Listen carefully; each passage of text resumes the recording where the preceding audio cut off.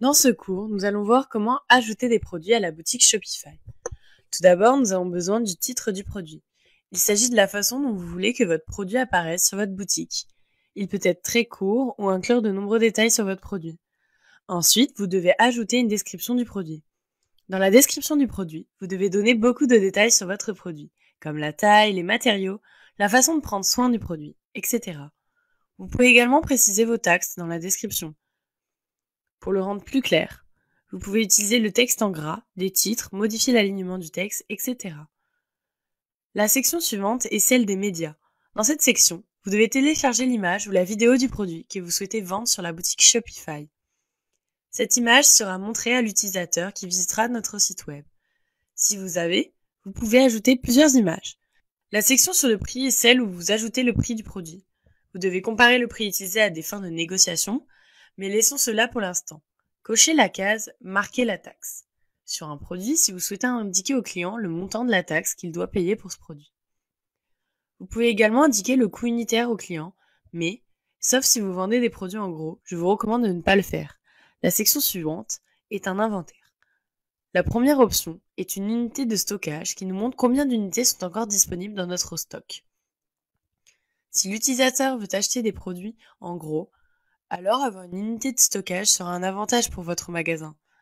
L'option suivante est un code barre. Honnêtement, il n'y a pas besoin d'un code barre à notre niveau débutant. Nous allons donc l'ignorer, mais au moins vous savez qu'il est là, si jamais vous en avez besoin. L'option suivante est continuer à vendre sans stock. Cela signifie que si vos produits est en rupture de stock, les clients pourront avoir tout de même la possibilité de l'acheter et se contenteront d'obtenir leur commande après réapprovisionnement. Je ne recommande pas de cocher cette case, que si vous avez un processus de réapprovisionnement régulier. Ensuite, nous sommes dans la section localisation. Cette partie fournit des informations sur l'emplacement de votre magasin. Vous devez fournir séparément les détails des stocks disponibles dans vos différents magasins. La section suivante concerne les détails de l'expédition. Dans cette section, cochez la case « Ceci est un produit physique », car dans notre exemple, nous vendons des vêtements. Ensuite, vous pouvez ajouter le poids du produit en grammes, kilogrammes, etc. Laissez de côté les informations sur le client pour l'instant, mais sélectionnez la région. Ensuite, nous avons le code du système harmonisé. Un code de système harmonisé est un code donné officiellement par les gouvernements, qui est reconnu par les agences douanières du monde entier. Ils sont très utiles pour effectuer des envois internationaux, car le contenu de votre livraison peut être identifié facilement grâce à ce numéro. Si vous voulez obtenir un, vous devez vous rendre sur le site officiel de votre gouvernement.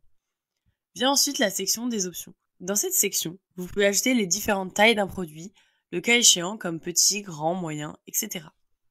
Vous pouvez également ajouter la couleur du produit, comme noir, orange, vert, gris, etc. C'est également ici que vous pouvez ajouter des options de matériaux et de style. La section des variantes vous montrera toutes les différentes versions d'un même produit. Ainsi, comme vous pouvez le voir à l'écran, nous avons plusieurs versions du même produit, car nous avons différentes tailles et couleurs. Voici où vous pouvez les trouver toutes. Après cela, nous avons une partie sur le référencement dans les moteurs de recherche, dont nous avons déjà parlé dans la conférence sur les préférences. Enfin, vous avez la métadescription, qui est une description très courte, 320 caractères maximum, du produit. Ici, vous devez ajouter les mots-clés et les caractéristiques de votre marchandise. Passons maintenant à la barre latérale droite. La première option que nous avons est le statut du produit. Si le produit n'est pas encore prêt à être vendu, vous pouvez l'indiquer comme brouillon. Si le produit est prêt à être vendu, sélectionnez Actif. Vous pouvez sélectionner et désélectionner les canaux de vente et les applications où le produit sera disponible à la vente. Vous pouvez également ajouter une disponibilité programmée, ce qui signifie que vous pouvez définir une heure prédéfinie pour faire passer le statut du produit de brouillon à actif. Ensuite, nous pouvons définir l'organisation du produit. Ici, la catégorie du produit, par exemple s'il s'agit d'une chemise ou d'un haut, pour le regrouper avec d'autres produits. Nous pouvons ensuite être plus spécifiques sur le type de produit, en disant que c'est un t-shirt.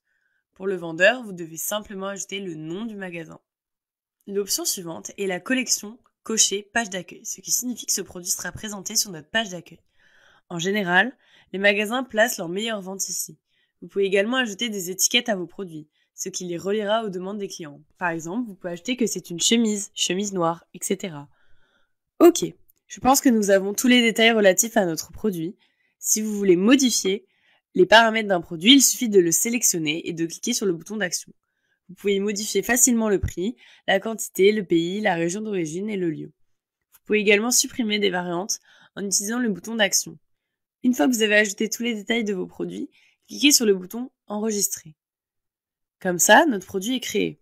Shopify affichera des notifications sur les ajouts de produits et vous permettra d'avoir un aperçu du produit en cliquant sur le bouton Autre action.